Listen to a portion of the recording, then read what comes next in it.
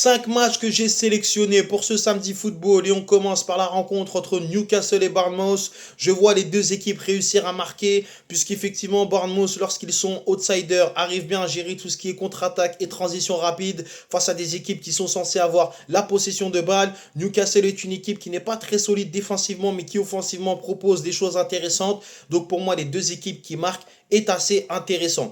On enchaîne avec Hoffenheim qui va recevoir Dortmund. Dortmund est selon moi légèrement favori dans cette rencontre face à une équipe d'Hoffenheim un peu plus en difficulté ces derniers temps. Dortmund est beaucoup plus régulier, beaucoup plus stable. On peut le voir au classement cette saison. Donc je vois un avantage léger pour cette équipe de Dortmund. Donc on va partir sur le Dortmund ou match nul.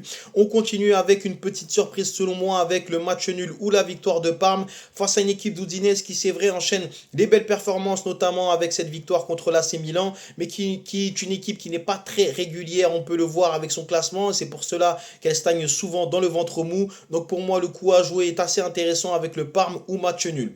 On continue ses avis du jour avec donc le match entre Francfort et Leipzig. Je vois les deux équipes marquées dans une confrontation où on voit souvent des buts.